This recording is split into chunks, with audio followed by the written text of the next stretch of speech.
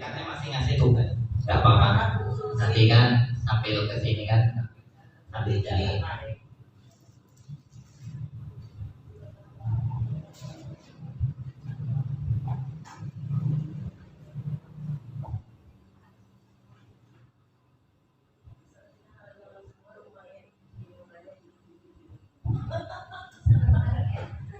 Saya nggak ada barangnya.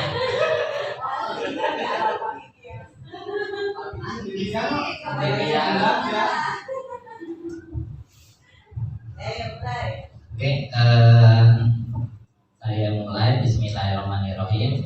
Assalamualaikum warahmatullahi wabarakatuh. Pertama-tama puji syukur marilah kita ucapkan kehadiran Allah Subhanahu wa taala yang mana pada pagi hari ini telah memberikan kita semua nikmat kesehatan dan nikmat kesempatan sehingga kita dapat hadir pada acara saya hari ini, yaitu mengenai pengimbasan budaya positif. Ini merupakan tugas dari guru penggerak di modul 1.4.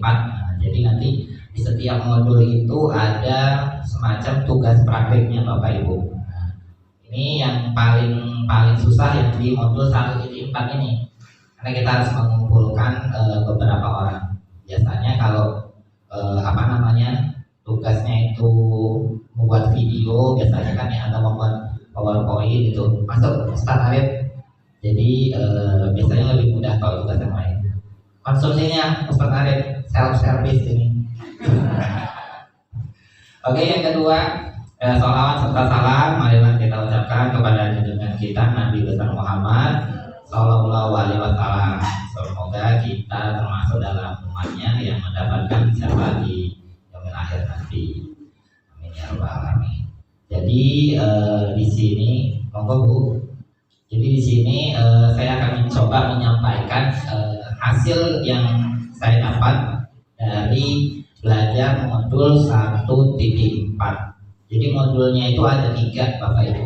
Setiap modul itu ada subbabnya. Nah, yang modul 1 ini subbabnya itu ada 4. Kalau nggak salah modul 2 itu ada 3, modul 3 itu ada 3. Jadi ada 9 bab seperti itu.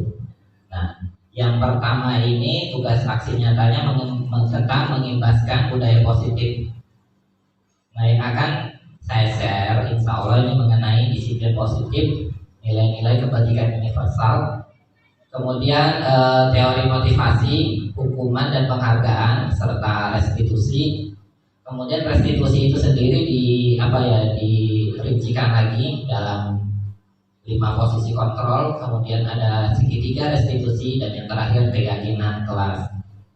Jadi nanti mungkin saya akan menampilkan video dari saya membuat keyakinan kelas, karena kemarin diminta oleh fasilitator saya untuk setiap CGP itu memberikan contoh atau simulasi dalam membuat keyakinan kelas. Sebenarnya keyakinan kelas itu sudah kita lakukan Bapak Ibu, cuman tidak didokumentasikan saja. Biasanya kan kalau kita masuk di kelas itu kan kita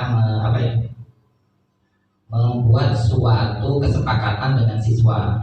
Hari ini kita akan belajar di dalam kelas, hari ini kita belajar di luar kelas misalkan, atau hari ini kita belajar secara praktek. Nah, itu sudah termasuk dari kesepakatan kelas atau keyakinan kelas, cuman tidak didokumentasikan saja. Nah, kalau di guru penggerak ini sedikit-sedikit itu kita dokumentasikan Bapak Ibu. Jadi kalau kata kami dan teman-teman itu lebih penting foto-fotonya daripada tugas-tugasnya ini, karena yang penting itu ada dokumentasinya seperti itu. Karena dikit-dikit dokumentasi, dikit-dikit harus ada buktinya.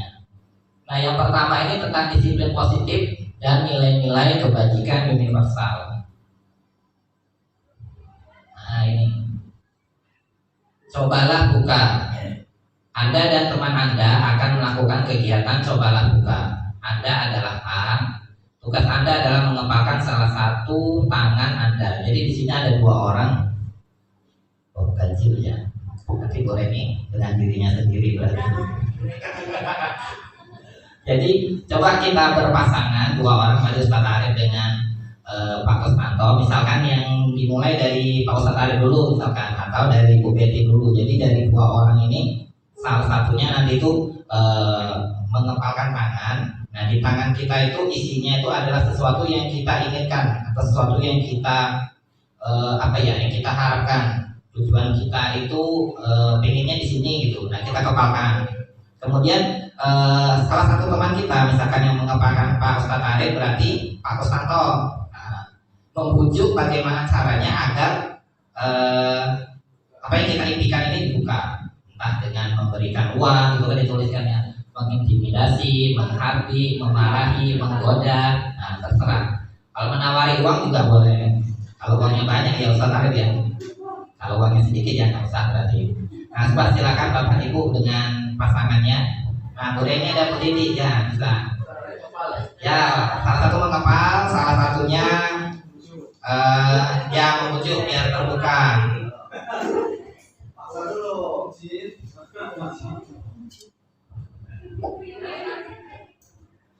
Yang mengepalkan Mbak Reni nggak apa-apa. Yaitu membujuk biar tangannya itu dibuka. Dengan cara memarahi, membujuk, mengintimidasi, ya.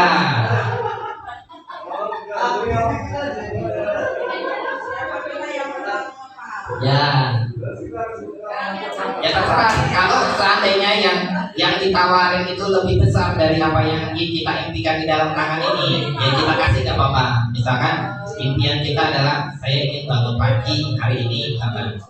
Terus Pak Kusnanto, impian hari ini saya beli harganya 100.000, udah kasih aja nggak apa-apa. Besok kan kita bangun pagi lagi gitu. Ya.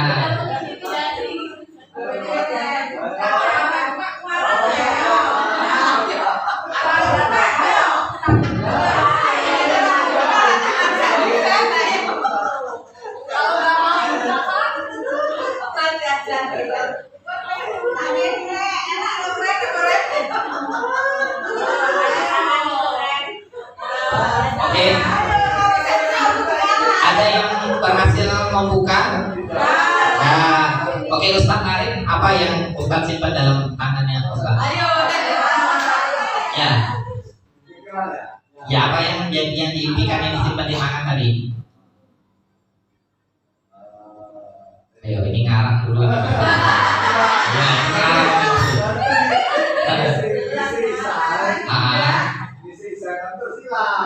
Oh, gitu.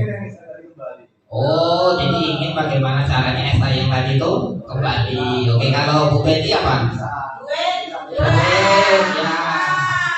Bu Reni apa? Sama duitnya. Kalau perempuan ini duit semua ya. Bu duit, besarnya apa duit juga? Berarti yang perempuan ini mikirin duit, kalau yang laki-laki mikirin kerja ya. Ya.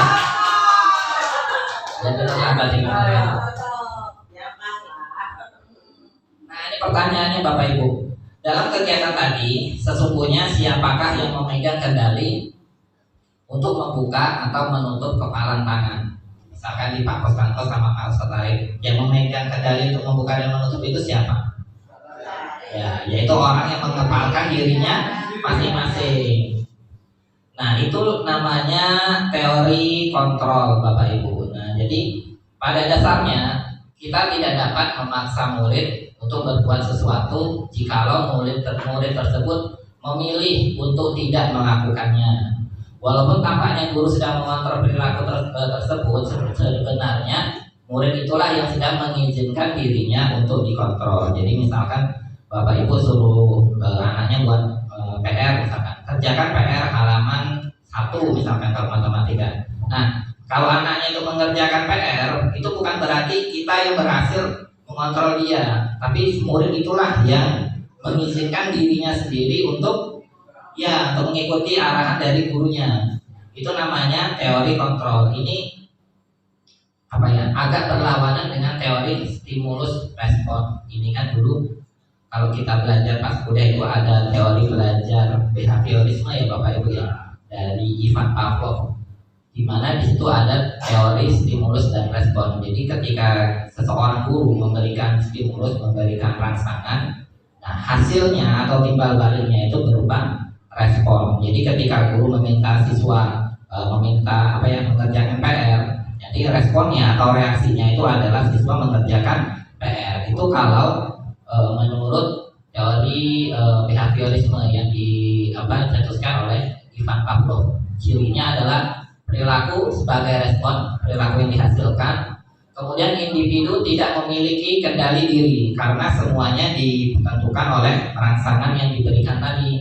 Dan ini bersifat sementara. Artinya kalau rangsangan itu dihentikan, maka responnya juga pasti akan berhenti. Kita suruh anak belajar gitu. Kalau kita tidak menyuruh anak belajar, maka si anak itu tidak akan belajar. Nah, itu namanya kelemahan dari teori stimulus respon dari behaviorisme si Ivan Pavlov. Nah, kalau dari guru penggerak itu ditekankan pada teori kontrol. Jadi teori kontrol itu tadi semua orang mempunyai kontrol atas dirinya masing-masing. Sesuatu yang terkontrol sebenarnya tidak dapat dikendalikan. Kenapa? Karena setiap individu memiliki kendali diri. Kita yang menentukan apakah kita dikontrol oleh orang lain atau orang lain yang tidak kita izinkan untuk memberikan kontrol. Kemudian saling memahami jika berbeda pandangan. Pasti terdapat perbedaan pandangan di sini Bapak Ibu, karena kita mempertahankan tindakan kita tadi. Kemudian ada orang lain yang berusaha untuk mengkontrol kita. Nah, pasti akan ada perbedaan pandangan. Itu salah satu salah satu kelemahannya sebenarnya dari teori kontrol di sini. Nah, jadi di dalam guru penggerak ini nanti kita ditekankan untuk berusaha mengajak siswa untuk membiasakan dirinya untuk berbuat baik. Nah, contohnya di sini ada disiplin positif. Nah, tujuan dari disiplin positif ini adalah untuk menanamkan motivasi pada murid-murid kita, yaitu untuk menjadi orang yang mereka inginkan dan menghargai dirinya sendiri dengan nilai-nilai yang mereka percaya. Nah, nilai-nilai yang dipercaya ini kalau di dalam kurikulum Merdeka itu kan termasuk di dalam P3, profil pelajar Pancasila. Itu ada yang beriman, bertakwa, berakhlak, kemudian bernalar kritis, berkebinekaan global, gotong royong. Itu termasuk nilai-nilainya yang dipercaya di sini kalau di dalam pendidikan guru penggerak. Nah, jadi dari disiplin positif ini juga berikutnya kembali ini harusnya definisi dulu ya tadi ya, baru tujuannya ya nggak apa-apa. Yaitu suatu pendekatan untuk menerapkan disiplin dari dalam diri anak tanpa hukuman atau hadiah. Dengan menerapkan disiplin positif diharapkan tindak kekerasan dapat dihindari. Nah, di sini ada hukuman dan hadiah. Jadi nanti kita juga akan belajar tentang hukuman, penghargaan, dan restitusi. Nah, kalau kita selama ini kan kita menganggap bahwa penghargaan itu sifatnya positif ya Bapak Ibu yang kita berikan kepada anak. Tapi di dalam pendidikan guru penggerak ini sebenarnya penghargaan itu tidak dianjurkan Bapak Ibu. Jadi karena penghargaan ini atau hadiah itu dapat merusak hubungan antara siswa dengan guru. Kemudian menjadikan tindakannya itu tindakan si siswa itu nanti tidak alami lagi. Artinya selalu terpengaruh dari penghargaan, hadiahnya. Kalau hukuman sudah pasti kita tidak boleh melakukan hukuman. Dan di hukuman ini nanti juga ada yang namanya hukuman dan konsekuensi. Nanti kita coba membedakan mana yang hukuman, mana yang termasuk konsekuensi. Nah, di situ yang warna merah itu ya Bapak Ibu kalau nggak kelihatan di situ keyakinan kelas. Jadi budaya positif itu dimulai dari peraturan kelas. Nah, kalau peraturan kelas itu kan dibuat oleh sekolah, dibuat oleh salah satu pihak. tanpa melibatkan pihak yang lain. Biasanya kan gitu kalau peraturan. Ada sekolah membuat peraturan siswanya yang harus menaati, kemudian siswa itu tidak ada campur tangannya dalam membuat peraturan. Nah, tetapi di atasnya, artinya ruang lingkup yang lebih besar itu ada namanya keyakinan kelas. Nah, nanti keyakinan kelas ini bedanya dengan peraturan. Kalau keyakinan kelas ini dibuat oleh, misalkan di dalam kelas ya, berarti oleh guru dan oleh ya dua orang ini, dua pihak ini saling membuat. Jadi ada campur tangan dari guru dan dari siswa dalam kelas tersebut. Nanti kalau sudah terbentuknya keyakinan kelas, nanti akan di kelas itu akan terbentuk lingkungan yang positif. Nah, kalau di setiap kelas itu kita buat keyakinan kelas dan setiap kelas menghasilkan lingkungan yang positif, maka nanti di dalam satu sekolah itu akan menghasilkan budaya positif. Kalau budaya ini kan lebih kepada kebiasaan ya Bapak Ibu. Jadi tanpa kita arahkan, tanpa kita beri petunjuk gitu, nanti siswa itu sudah melakukan kebiasaan positif. Jadi target di guru penggerak ini di modul 1.4 itu adalah terbentuknya budaya yang positif, dimulai dari peraturan kelas dan keyakinan kelas. Dari situ dulu. Nah, ini nilai-nilai kebajikan universal yang sudah saya singgung tadi. Sebenarnya nilai-nilai kebajikan universal ini bukan cuma ini aja Bapak Ibu. Jadi kalau di kurikulum 2013 itu kan juga ada nilai-nilainya sendiri. Kemudian, tapi di sini yang saya ambil yang hanya kurikulum merdeka saja, karena kan kita sedang hangat-hangatnya nih bahas tentang kurikulum merdeka. Seperti itu tadi, beriman, takwa, mandiri, bernegara kritis gitu. Itu P3. Kalau P3 itu kan profil pelajar Pancasila. Kalau dalam mewujudkan P3-nya ini, itu namanya adalah P5, Project Penguatan Profil Pelajar Pancasila. Jadi dalam P5 itu yang akan dibentuk itu dari P3 ini melalui kegiatan-kegiatan project. Nah, ini kemudian kita terus ke teori motivasi, hukuman, penghargaan, dan restitusi. Sebelumnya Bapak Ibu sudah mendengar istilah restitusi atau belum? Oh.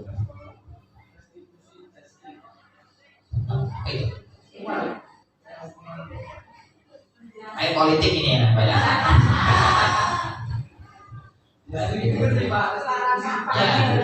Kalau kayak rombongannya Bu Nurmala, Bu Titi, Bu Dwi sama Bu Siti pasti sudah mendengar yang namanya restitusi. Cuman untuk teman-teman yang lain, termasuk saya juga termasuk nih, baru mengenai restitusi. Jadi nanti di sini hukuman dan penghargaan itu nanti ada yang lebih baik, yaitu tentang restitusi. Nah, teori motivasi ini sudah saya rangkum dari beberapa sumber dari modul itu. Motivasi manusia itu ada 3. Yang pertama menghindari hukuman, kedua mendapatkan penghargaan dari orang lain, dan yang ketiga menghargai diri sendiri. Ini kalau motivasi anak di kelas juga termasuk ini. Kalau tempat kita itu kan biasanya anak-anak itu motivasinya lebih kepada menghindari hukuman, ya, karena mereka itu cenderung takut dengan gurunya. Kalau seandainya gurunya itu memberikan hukuman, pastikan nanti siswa itu akan melaksanakan tindakan agar dapat menghindari dari hukuman ini. Tapi sebenarnya hukuman dan penghargaan seperti yang saya bilang tadi bahwa itu seharusnya kita dapat hindari, karena di pendidikan guru penggerak target kami itu adalah untuk yang ketiga itu, motivasinya menghargai diri sendiri. Jadi diupayakan nanti siswa itu ada gurunya atau tidak di kelas, kemudian ada tugas atau tidak, tapi siswa itu tetap harus belajar. Kenapa belajar? Karena itu tadi sebagian dari menghargai diri sendiri. Jadi dia merasa bahwa ilmu itu penting buat saya. Jadi tidak usah kita kasih hukuman, tidak perlu kita kasih penghargaan, pasti nanti siswa itu akan belajar. Nah, itu salah satu tujuan dari guru penggerak. Memang agak susah yang motivasi yang ketiga ini, karena saya sendiri aja kalau sebagai guru, motivasinya itu juga masih termasuk yang pertama itu menghindari hukuman. Daripada ditegur bapak kepala sekolah gitu kan, saya masuknya lebih pagi gitu biasanya kalau saya. Bukan termasuk dari menghargai diri sendiri gitu. Saya juga masih berusaha bagaimana menghindari hukuman, motivasinya itu dipindah ke dalam menghargai diri sendiri. Nah, ini tadi pendidikan guru penggerak atau PGP itu berfokus pada motivasi yang ketiga. Jadi menjadikan orang yang mereka inginkan, menjadi orang yang mereka inginkan dan menghargai diri sendiri dengan nilai-nilai yang mereka percaya. Itu nilai-nilai P3 tadi kalau di kurikulum mereka. Motivasi yang ketiga itu berdampak jangka panjang, tidak akan terpengaruh dengan adanya hukuman atau hadiah atau penghargaan tadi kalau kita. Bagaimana caranya kita mewujudkan motivasi yang ketiga ini yang agak susah nih. Nah, ini ada kegiatan lagi Bapak Ibu. IFA kurang menguasai pelajaran matematika sehingga pada saat pelajaran tersebut berlangsung dia lebih banyak berdiam diri. Pada saat guru matematikanya Pak Seno menanyakan pertanyaan, IFA menjadi gugup dan tiba-tiba gagap pada saat berupaya menjawab. Seluruh kelas pun tertawa melihat perilaku IFA yang bicaranya tergagap dan terkejut. Kemudian gurunya itu malah meminta IFA untuk maju ke depan, berdiri sambil menunjuk hidungnya sendiri karena tidak dapat menjawab pertanyaan Pak Seno. Kemudian suasana kelas makin gaduh dan anak-anak pun tertawa melihat IFA di depan kelas. Jadi ini ada seorang anak tidak bisa menjawab matematika, kemudian dia gagap, malah disuruh gurunya untuk maju. Nah, ini pertanyaannya Bapak Ibu. Menurut Bapak Ibu, tindakannya si guru tadi, Pak Seno, terhadap IFA itu termasuk hukuman atau konsekuensi? Nah, kalau hukuman mengapa? Kalau konsekuensi itu mengapa? Bapak Ibu jika ada yang ini silakan angkat tangan, nanti saya kasih mic.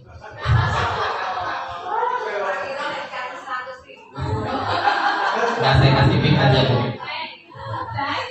Menurut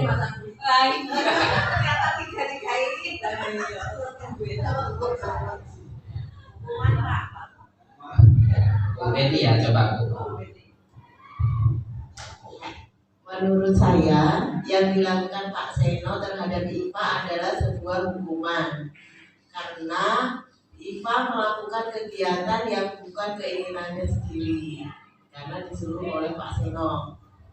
Dikarenakan IFA tidak bisa menjawab itu tadi. Baik. Kalau menurut saya lagi ya konsekuensi. Mengapa? Karena setiap siswa itu kan wajib mendengarkan, memperhatikan guru ketika menerangkannya. Jadi ketika dia gugup, gagap ataupun kurang jelas, ketika disuruh langsung dituju maju, nah kita siap-siap ya harus siap. Namanya juga siswa. Jadi itu bagi kira-kira. Oke, ada yang menjawab hukuman, ada yang menjawab konsekuensi. Nah, jadi sebenarnya hukuman atau konsekuensi ini juga tergantung dari cara kita atau cara guru dalam menyikapi suatu masalah. Kalau ini terjadi sesuai dengan kejadian yang diilustrasikan tadi, itu namanya adalah sebuah hukuman. Kalau ini tadi, nah, jadi kita bisa membedakan dulu apa sih perbedaan antara hukuman dengan konsekuensi. Kalau hukuman itu kan biasanya terjadi secara tiba-tiba gitu. Apa yang diperintahkan oleh guru itu biasanya tidak nyambung dengan pelanggaran yang dibuat oleh siswa. Misalkan siswa tidak buat PR, terus kita suruh lari ke lapangan, itu kan gak nyambung gitu. Tidak sesuai. Seperti ini tadi, tidak mampu menjawab pertanyaan, kemudian anaknya disuruh berdiri, itu kan tidak sesuai. Ya berdiri sampai pegang hidung ini tadi, anaknya malah tambah gugup seperti itu termasuk hukuman. Nah kalau konsekuensi itu anak itu sudah tahu dari akibatnya, misalkan kayak kalau tempat kita ini misalkan ketika upacara tidak mengenakan topi, tidak bawa topi, tidak bawa dasi. Karena Anda tahu tuh akibatnya kalau tidak bawa topi, yaitu akan dibuat garisan sendiri. Nah itu termasuk konsekuensi. Tapi kalau seandainya tidak pakai topi, kemudian anaknya disuruh lari, nah itu termasuk hukuman. Karena si anak itu tidak tahu hari itu bahwa dia tidak memakai topi akan disuruh suruh lari misalkan, kan dia nggak tahu. Jadi itu disebut dengan hukuman. Kalau konsekuensi itu anak sudah tahu akibatnya dari yang pelanggaran yang dilakukan, itu namanya konsekuensi. Nah seperti juga kayak pas kita upacara waktu itu kan, kalau tahun-tahun sebelumnya ketika ada kelas terkurang bersih itu kan dikasih lempengan itu ya. Nah itu termasuk hukuman, termasuk termasuk konsekuensi, karena semua anak sudah tahu bahwa kalau dia tidak membawa mendapat predikat kelas tidak bersih, dia mendapatkan lempengan. Nah kemudian anak-anak itu disuruh maju.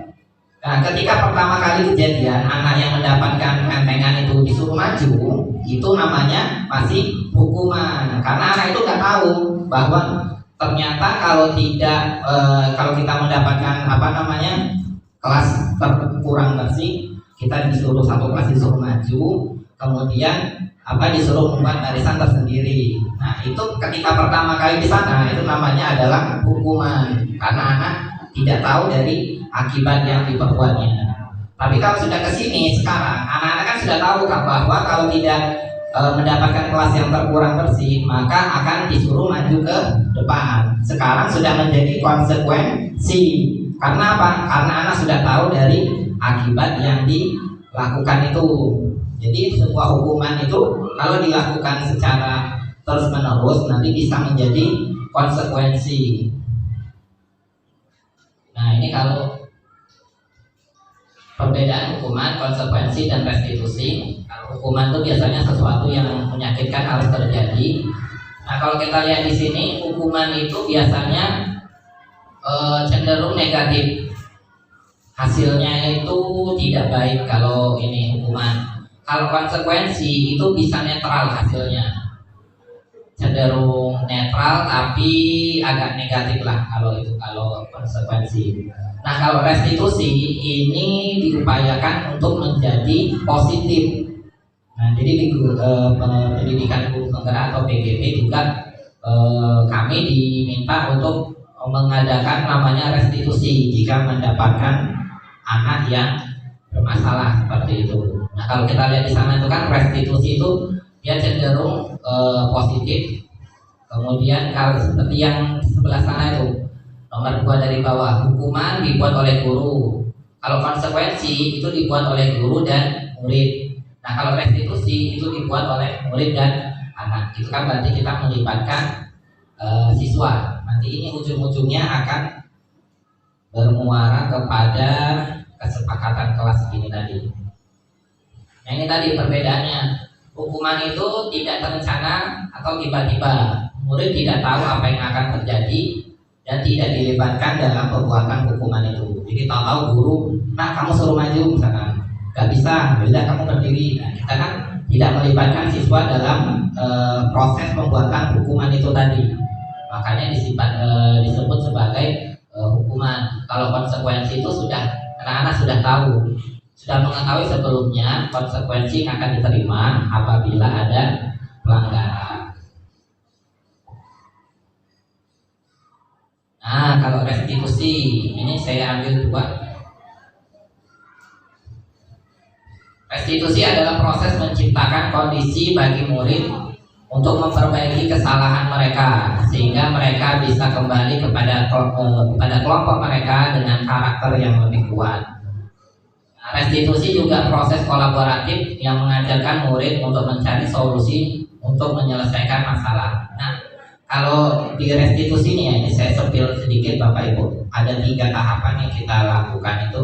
Yang pertama menstabilkan identitas, kemudian memvalidasi tindakan yang salah, kemudian yang terakhir itu adalah menanyakan keyakinan. Balik lagi kepada keyakinan, nanti berujungnya di keyakinan kelas atau kesepakatan kelas yang tadi. Jadi restitusi itu ada tahapannya juga. Nah, melalui pendekatan restitusi, ketika murid berbuat salah, guru akan menanggapi dengan mengajak murid untuk berefleksi tentang apa yang dapat mereka lakukan. Nah, jadi kalau di guru penggerak ini ya Bapak Ibu, kita itu kami itu disuruh melakukan refleksi, terus menerus refleksi. Tiap ada Zoom disuruh melakukan refleksi. Kalau loka karya, kalau pertemuan di suatu sekolah itu juga nanti ada refleksi. Jadi sebenarnya refleksi ini memang tugas dari kita semua sebagai guru untuk melakukan refleksi, karena dari refleksi itulah nanti kita akan mengetahui kelemahan, kita akan mengetahui apa yang akan kita perbaiki, dari mana yang akan kita tingkatkan, itu dari refleksi. Jadi sebenarnya tugas-tugas yang ada di guru penggerak ini memang tugas yang seharusnya kita sudah lakukan Bapak Ibu. Jadi jangan beranggapan nanti ketika ikut guru penggerak, wah tugasnya banyak, dikit-dikit Zoom, dikit-dikit membuat presentasi. Tapi sebenarnya kalau kita beneran jadi guru, ya memang itulah harusnya kegiatan kita, membuat refleksi di akhir pembelajaran. Kemudian kalau baru mau mulai mulai modul, mau mulai pembelajaran, kalau di PGP itu kan berarti mau mulai namanya ruang kolaborasi, itu membuat rencana. Nah, kita kan juga membuat rencana. Minggu ini saya mau ulangan harian di kelas 10.5 misalkan. Nah, itu termasuk dari rencana. Cuman kita itu kan tidak terdokumentasi. Itu iya. Sedangkan kalau di PGP itu nanti harus ditulis. Tapi bukan berarti PGP itu kita membuat rencana berarti membuat RPP. Enggak, kita tidak membuat RPP. Jadi tugas yang dari guru penggerak ini memang banyak kayaknya, tapi itu memang sudah jadi tugas kita sebagai seorang guru. Kemudian ada restitusi, di mana ada 5 posisi kontrol. Nah, dari 5 posisi itu adalah penghukum, pembuat rasa bersalah, teman, pemantau, dan manajer. Yang paling tinggi, paling baik itu adalah yang manajer. Yang paling buruk itu adalah penghukum. Jadi di guru penggerak ini juga diupayakan untuk menjadi sosok yang manajer seperti itu. Nah, ini nanti saya berikan contohnya ya dari masing-masing. Kalau penghukum, yang pertama dari penghukum menggunakan hukuman fisik maupun verbal. Orang-orang yang menjalankan posisi penghukum akan mengatakan bahwa sekolah memerlukan sistem atau alat yang dapat lebih menekankan murid-murid lebih dalam lagi. Itu contoh ininya, contoh percakapannya. Patuhi aturan saya atau awas. Kamu selalu saja salah. Pasti selalu yang terakhir selesai. Nah, ini ciri-ciri dari orang yang penghukum. Biasanya ngomongnya tuh kayak gini. Ini contoh dari modul Bu ya, bukan saya buat sendiri Bu ya. Saya itu dari modul, jadi bukan dari pengalaman ya, bukan dari pengalaman. Jadi jangan baper ya Bapak Ibu. Saya juga masih sering seperti ini kok, tenang saja. Ya, jadi sebagai penghukum itu yang paling paling bawah lah. Kemudian di atasnya, ini penghukum senantiasa percaya bahwa ada satu cara pembelajaran bisa berhasil, yaitu cara dia. Padahal kita tahu bahwa sumber belajar itu bukan hanya guru sekarang itu, bisa dari internet, bisa dari koran, dari majalah seperti itu. Tapi tetap semuanya itu memerlukan peran guru sebagai pendidikan karakter anak-anak. Kemudian pembuat merasa bersalah. Nah, kalau guru sebagai pembuat merasa bersalah biasanya bersuara lebih lembut. Pembuat merasa bersalah akan menggunakan keheningan yang membuat orang lain merasa tidak nyaman. Kemudian dia merasa bersalah atau berjadi. Apa kata-katanya kayak gitu? Ibu sangat kecewa sekali dengan kamu. Berapa kali Bapak harus memberitahu kamu ya? Nah, ini ciri-ciri dari membuat rasa bersalah. Biasanya nanti anak itu kalau sudah membuat rasa bersalah ini dia akan cenderung bersalah gitu, merasa paling berdosa di SMA negeri. Biasanya kayak gitu. Ya dunia punya dia aja masalahnya. Nah itu namanya membuat merasa bersalah. Nah kemudian yang di atasnya, oh ini masih selanjutnya tadi. Kemudian yang posisi ketiga itu teman. Guru pada posisi ini tidak akan menyakiti murid, namun akan tetap berusaha mengontrol murid melalui persuasi, berarti melalui pendekatan. Bisa hasilnya negatif atau positif. Contohnya itu, ayo bantulah demi Bapak ya. Ayo ingat tidak bantuan Bapak ini kayak ngomongnya kayak mana ya? Ya sudah sekali ini tidak apa-apa, nanti Ibu bantu bereskan sebenarnya. Nah kata-katanya yang membedakan dari penghukum, pembuat rasa bersalah, teman, kemudian lagi tadi ada pemantau dan manajer itu juga sebenarnya tergantung dari cara kita berbicara. Kalau kita ngomong kayak gitu tapi keras-keras gitu kan, ayo bantu demi Bapak ya, nah itu termasuk ke dalam penghukum. Tapi kalau kita ngomongnya lemah lembut itu ya termasuk dari teman. Jadi sebenarnya agak ambigu juga ini, tergantung dari cara kita berbicara. Nah, ini pemantau itu lebih tinggi daripada teman. Yaitu seorang guru dapat memisahkan hubungan pribadi dengan murid. Kemudian contoh bicaranya seperti itu. Peraturannya apa yang sudah kita sepakati gitu.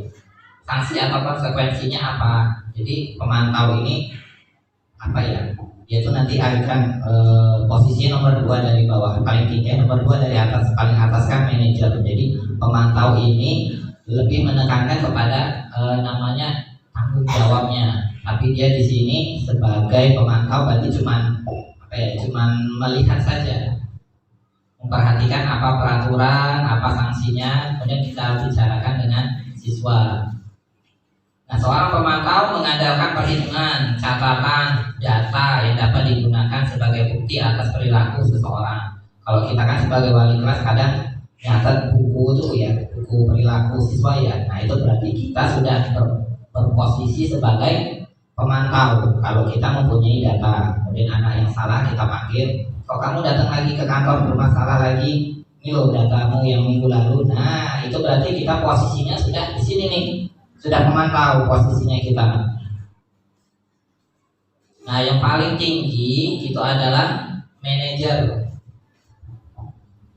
di mana guru berbuat sesuatu bersama dengan murid, kemudian mempersilahkan murid untuk mempertanggungjawabkan perilakunya dan menemukan solusi atas permasalahannya sendiri. Kata-katanya itu apa yang kita yakini, kita kembalikan anak-anak kepada keyakinan kelas. Kemudian jika kamu memperbaiki ini, hal ini menunjukkan apa dengan dirimu, apa rencana kamu untuk memperbaiki hal ini. Ini sudah termasuk dalam manajer. Yang paling tinggi dalam restitusi ini adalah manajer. Nah ini juga ada namanya segitiga restitusi. Ada 3 posisi dari restitusi. 10 slide lagi Bapak Ibu, gak lama kok. Saya masalah. Oh iya, nggak apa-apa, nanti lakukan. Segitiga restitusi. Ini saya mengutip dari Diana Gosen dalam bukunya Restitution, Restructuring School Discipline. Gak ada guru bahasa Inggris kan ya, aman banget. Telah merancang sebuah tahapan untuk memudahkan para guru dan orang tua dalam melakukan proses untuk menyiapkan anaknya melakukan restitusi, yang disebut segitiga restitusi. Ini yang sudah saya sampaikan tadi Bapak Ibu. Tiga restitusi ini menstabilkan identitas, memvalidasi tindakan yang salah, kemudian yang terakhir itu adalah menanyakan keyakinan. Balik lagi kepada keyakinan kelas. Nah ini yang pertama, menstabilkan identitas.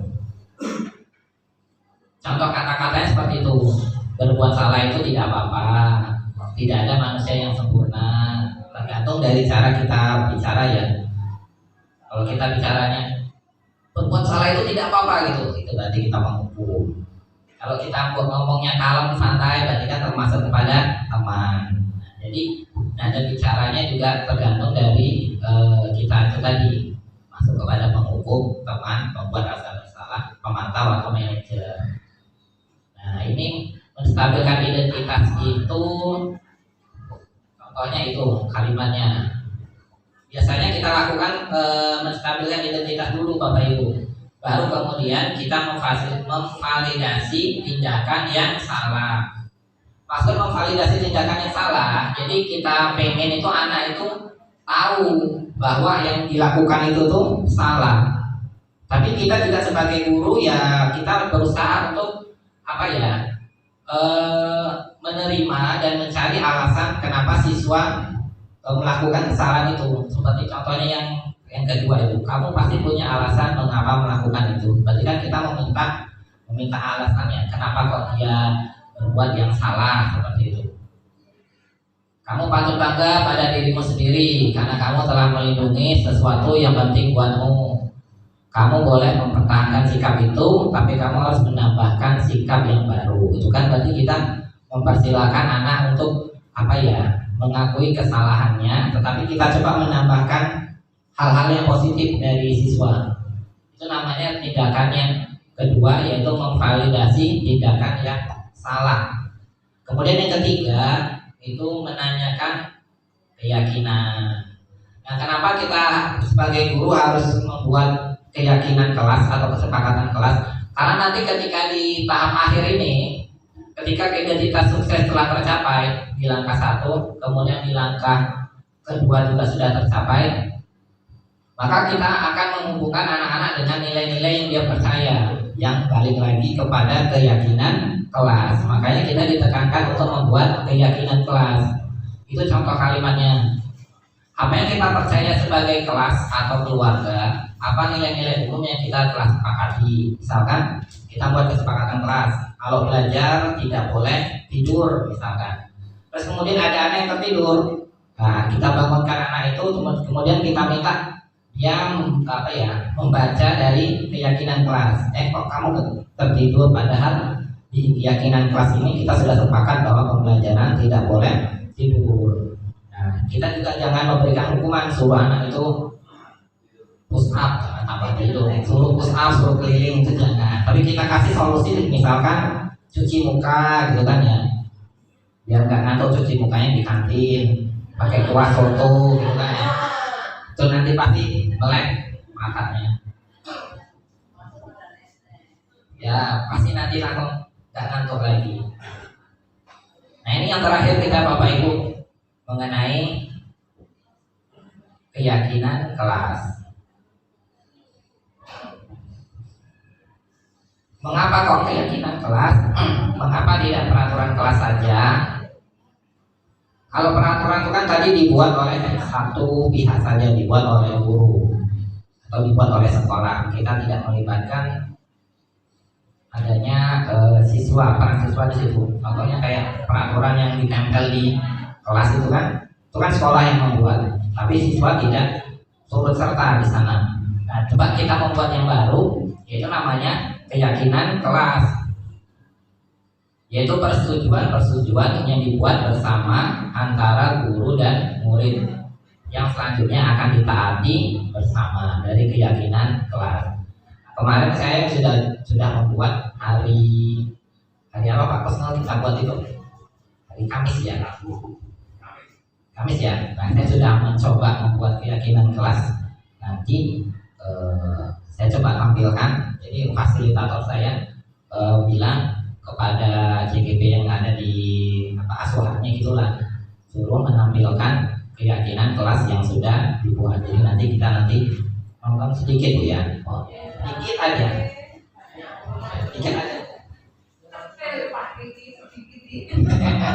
Iya, sedikit aja. Nah, keyakinan kelas itu bersifat lebih abstrak daripada peraturan. Keyakinan kelas berupa pernyataan yang bersifat universal dan dibuat dalam bentuk positif. Jadi kalau membuat keyakinan kelas itu jangan yang kata-katanya negatif. Dilarang tidur di kelas, dilarang makan di kelas. Tapi jangan buat seperti itu. Tapi coba kita upayakan menjadi positif. Panitia, terima kasih. Saya minum dulu ya Bapak Ibu ya.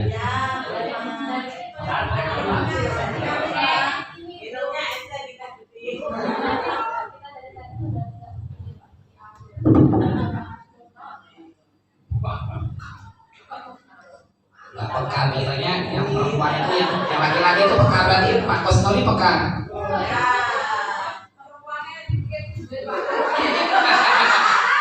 Iya duit duit jajan gitu ya, laki-laki ya seperti itu lah.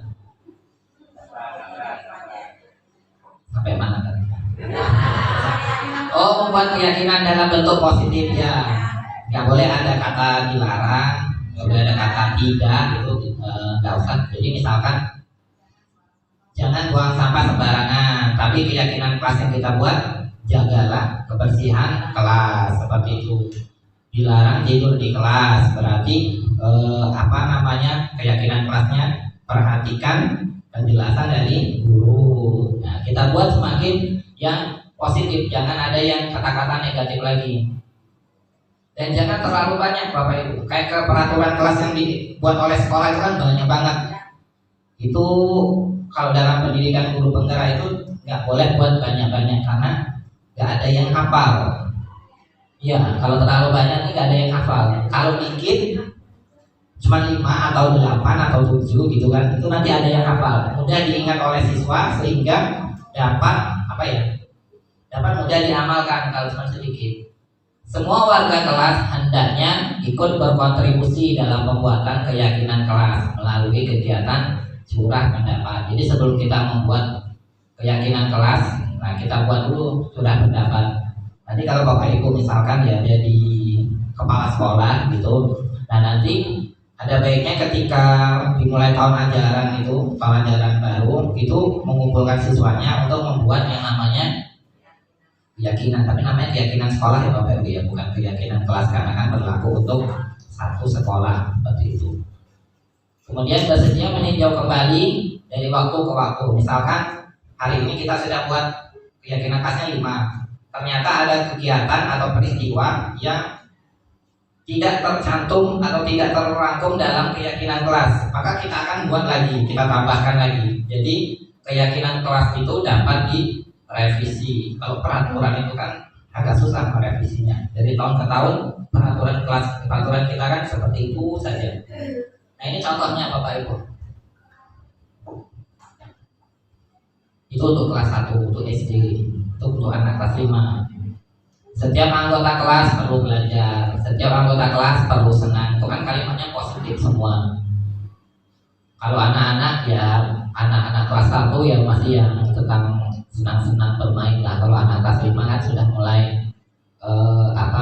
percaya dan menghormati orang lain, sudah mendengar mereka tentang seperti itu. Berkomitmen terhadap tugas, senantiasa membantu. Nah, kalau kita SMA kan juga keyakinan kelasnya kan bisa lebih detail lagi dari itu. Selalu bersikap positif, misalkan apa sikap positifnya, senantiasa menjadi diri terbaik, percaya dan menghormati. Jadi semakin tinggi level fasenya, maka keyakinan kelasnya itu bisa semakin mendetail. Karena kalau yang cuma kelas 1 itu kan cuma gitu aja, belajar, senang, saling menghargai, karena masih anak-anak. Nah ini refleksi Bapak Ibu. Jadi kita akan melakukan kegiatan refleksi. Kita akan memijat gitu ya. Bukan Bapak Ibu bukan pijat, tapi refleksi di sini adalah bukan urut kita Bu ya. Refleksi ini adalah saya mau minta pendapat dari salah satu dari Bapak Ibu mengenai kegiatan hari ini, apa yang diperoleh, kemudian rencana berikutnya seperti apa setelah melihat penjelasan dari saya tadi. Ada yang ingin? Bu Nunung? Ya.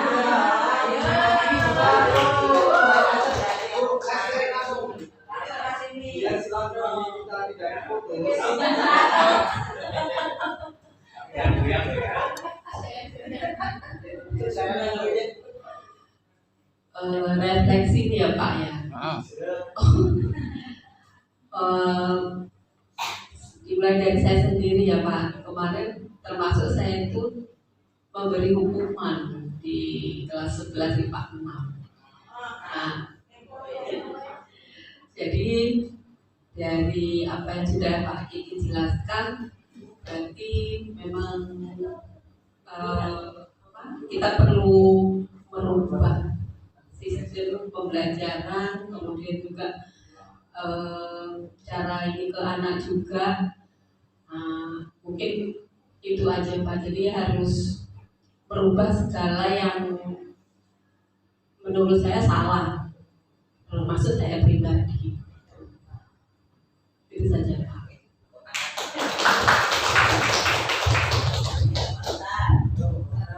Wakilan dari laki-laki ya.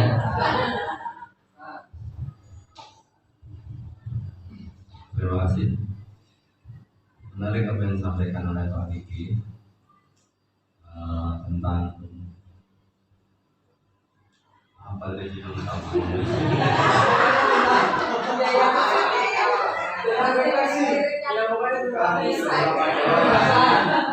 Budaya positif. Bagaimana kita menciptakan budaya positif di sekolah, dimulai dari keyakinan kelas yang seringkali yang ada adalah peraturan kelas, bahkan lebih spesifik lagi peraturan guru. Nah, guru ngomong A yang harus A, ternyata itu masih jauh dari harapan menuju budaya positif yang sama-sama kita impikan. Nah, yang pasti memang kami pribadi setelah melihat tadi ternyata banyak sekali yang dilakukan selama ini yang masih belum sesuai. Kalau saya pribadi seringnya itu tidak berupa hukuman, tapi ngasih penghargaan. Kemudian ada juga tadi disampaikan bahwa pemberian penghargaan itu ya tidak tepat juga. Artinya sama seperti pemberian hukuman, bahwa itu hanya nanti anak-anak akan melakukan sesuatu atau meninggalkan sesuatu hanya gara-gara ada iming-imingnya atau ada sesuatu yang diberikan oleh guru. Ternyata segala sesuatu harus dimulai dari diri anak-anak tersebut. Walaupun itu juga bukan hal yang mudah untuk membangkitkan anak itu supaya ingin menghargai dirinya sendiri. Kan ini utama tadi ya, menghargai. Bagaimana anak menghargai dirinya sendiri, sehingga kemudian kalau dia melakukan hal yang positif itu untuk dirinya sendiri, dan kalau dia meninggalkan hal yang buruk itu juga kembali untuk dirinya sendiri. Nah, itu tugas kita untuk bagaimana setiap anak itu tahu tentang harga dirinya. Terima kasih ya. Jadi yang benar Ustaz Arif, kalau penghargaan itu sebaiknya kita hindarkan. Karena misalkan saya ngajar ya, kemudian anak-anak saya suruh maju ngerjain soal. Kalau bisa ngerjain soal, kemudian saya kasih nilai tambah, misalkan seperti itu. Terus kemudian suatu hari saya nggak masuk, digantikan oleh Bu Septi misalkan. Ketika Bu Septi menjelaskan materi, itu anak-anak itu nggak ada yang mau maju karena tidak ada iming-iming nilai itu tadi. Jadi sebenarnya penghargaan itu ya kurang baik juga kalau di dalam restitusi itu tadi. Jadi penghargaan itu bisa merusak hubungan antara guru dan murid. Nah, oke, tinggal saya kasih ini Bu ya tadi ya, video yang saya membuat hari Kamis kemarin sama Pak Gusnul. Saat ini videonya lama belum, tapi kita nontonnya dikit aja.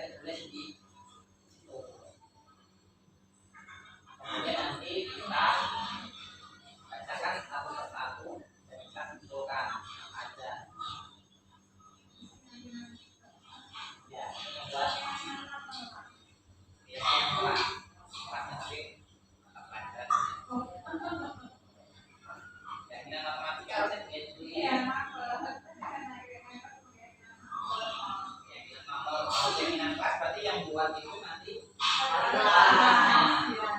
ya, ini hanya berlaku dalam pelajaran matematika.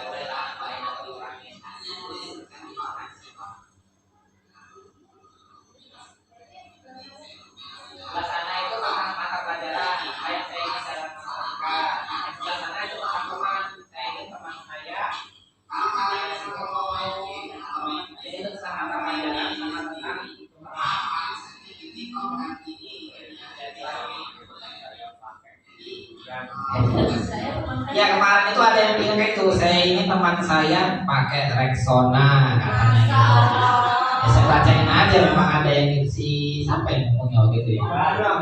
Ya, karena itu sudah jam terakhir Bapak Ibu, jadi mungkin sudah ya sudah muak aroma berambang, aroma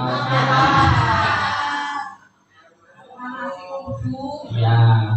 Oke, terima kasih ya Bapak Ibu sudah hadir pada pagi hari ini di acara kegiatan saya. Terima kasih. Saya akhiri. Wassalamualaikum warahmatullahi wabarakatuh. Foto sebentar lihat foto. Karena kan yang penting itu foto, dokumentasi itu yang penting.